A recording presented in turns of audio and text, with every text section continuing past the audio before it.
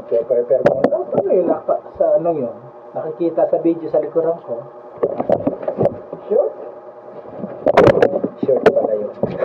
Teka lang.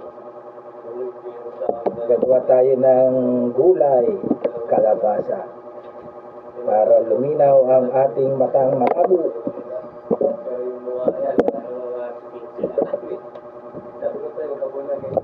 Time to luto naman sila galag kasi Mother's Day. Dapat ako muna ang magluluto.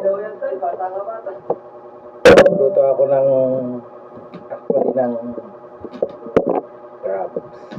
May dala silang crabs kagabi. Kaya lang yung crabs ko ay nakasanag na. Okay pa rin. Kaya siya aking gagatan na may laman na talong. Ay, ito pala yung talong. Ito pala yung kalabasa. Okay, mamaya kita tayo pagka na-prepare ko na ito. Yung guys, nagawa ko na yung mga gulay ko. Kalabasa. May malalaki akong sili. Meron ako rito talong. Siyempre, meron ako rito alamasag. Yan. So, meron din ako niyog. Siyempre, na-freezer lang siya. Kaya akin muna siyang pinapasingaw bago ko lulutuin. Dahil ngayon ay Mother's Day, ako ang magluluto. Ganyan sila galag. Ang darling ko, higa-higa muna siya. Ako muna magluluto. Andito rin ang aking mga Junax. Kompleto mga Junax. Kaya ang papel nila galag ay magluto.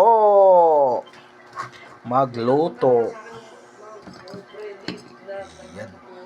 So, maya-maya lulutuin na natin siya, guys. Diba?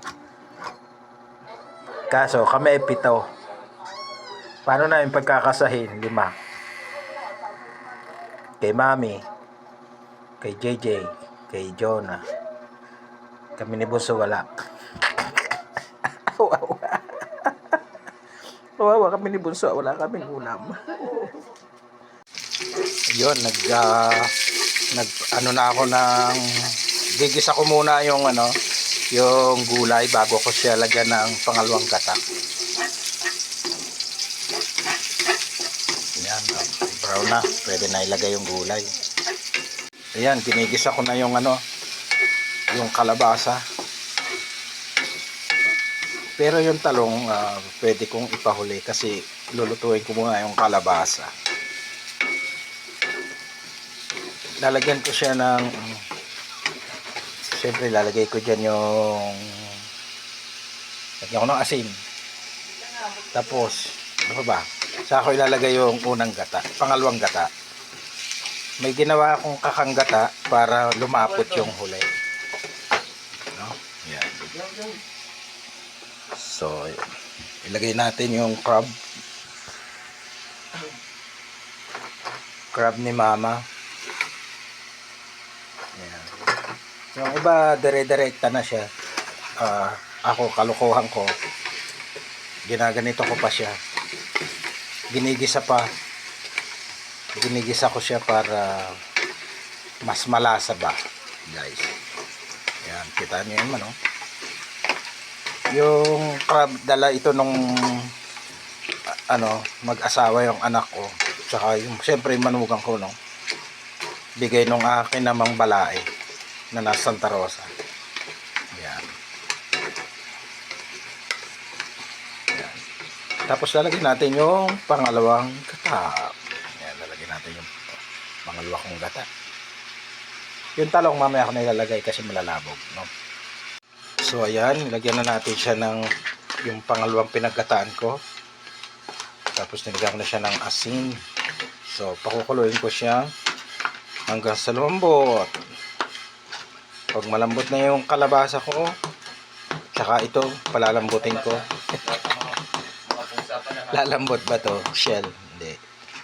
Yan. Tayo natin siyang kumulo. Pag kumulo na siya at naluto na yung lalagay ko yung talong. Tapos lalagyan ko siya ng kakang malapot, kakang gata. Okay? Wait tayo ng mga 15 minutes. Ano na yan, kulo na yan. So ito na po. Luto na siya. Tinitimplahan ko na lang. Gusto ko yung medyo may sabaw talaga. Kasi talagang masarap ang sabaw nito, guys. Look. Tamang-tama ang gata. Malapot.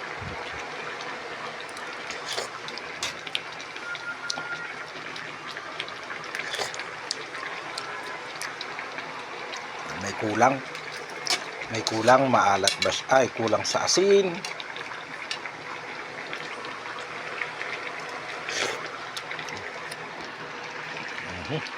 Ayos na. Tama lang lasa. Yan.